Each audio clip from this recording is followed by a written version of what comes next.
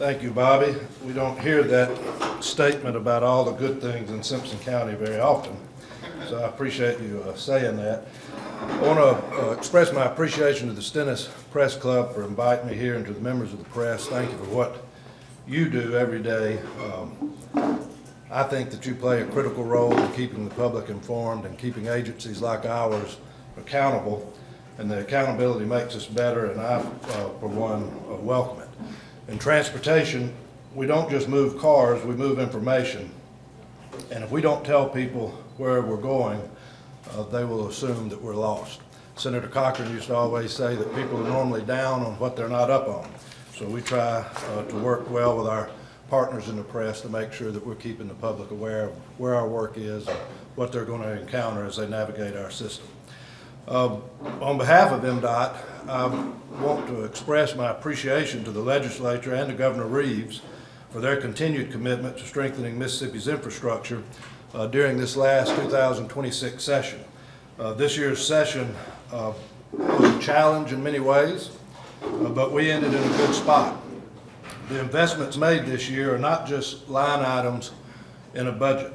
They're real tangible improvements that affect the safety, mobility, and economic vitality of the communities across our state.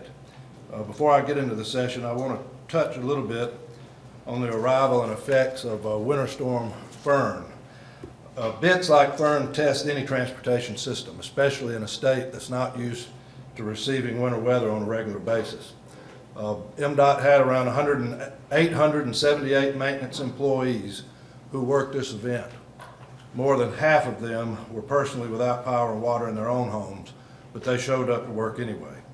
There were nearly 30,000 man-hours worked in just those short few days, an estimated cost of about $1.25 million in overtime. We put out 206,000 gallons of brine applied primarily in the pre-treatment of our system, over 5,300 tons of salt, and frankly, it just wasn't enough. This was a storm of the likes that we've not seen in over 30 years. You had over 15,000 miles of highways and bridges that were covered in this flash freezing weather event. I observed that Mississippi prepares for hurricanes a lot differently ever since Katrina, and no doubt we'll prepare for ice storms much differently after Fern. We were grateful that we had many North Mississippi legislators that came over to our office and sat down with us for an after-action review. We heard clearly what worked and, just as importantly, where we fell short.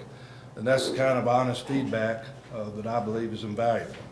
And so we're going to be acting on that. Going forward, MDOT will have contracts in place year-round with private contractors so that we can immediately scale up during emergencies like that without any delay. We're going to prioritize interstate routes with these contractors, freeing up our own crews to focus on 4-lane and 2-lane highways throughout the areas.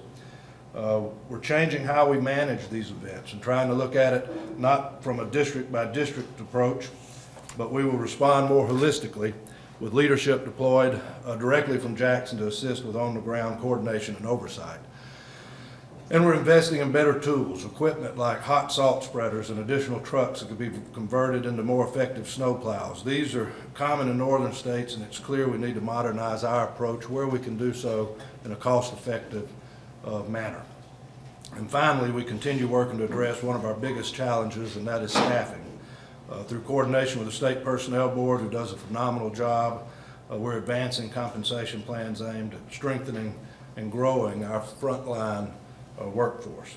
Because at the end of the day, equipment matters, but in these situations, the people matter more. Regarding this year's session, the legislature once again stepped up to help make sure that the core function of government, that is transportation, was properly tended to. I've been involved in government for a long time, and I say with confidence this has been the most pro-transportation legislature in over 4 decades. We're grateful for the passage of House Bill 325, which repealed the sunset on lottery funding dedicated to transportation. That decision provides us with stability. It reaffirms a long-term investment from the legislature into infrastructure at about $80 million a year. Some of you may know that the Mississippi Transportation Commission at the beginning of receiving the lottery funds, dedicated 100% of those funds to two-lane highways around the state. And I'm proud to report that after receiving this funding since 2018, MDOT has paved more than 3,100 miles of two-lane roads across the state. The broader appropriation and authority we received this session will too strengthen our ability to maintain and build out our highways, bridges, and our multimodal network. Our fiscal year 2027 budget provides MDOT with the full authority to spend $1.6 billion in programmatic special funds without earmarks. That flexibility is critical as it allows us to maximize the use of both state and federal dollars by making sure no federal money is left on the table. When I came back to MDOT as director nearly 5 years ago, it became clear to me from the onset that not many under the Capitol dome understood how MDOT's budget works. We run basically a reimbursement program.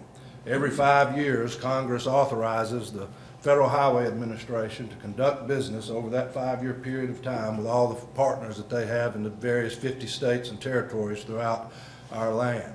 So we know at the beginning of that 5-year period how much federal dollars will be allocated to us over that 5 years if we invest and spend the state dollars appropriately. So what we do is we receive the state funds that are collected from the fuel tax and other smaller streams of revenue. We put 100% of that at use in implementing our projects and programs throughout the state.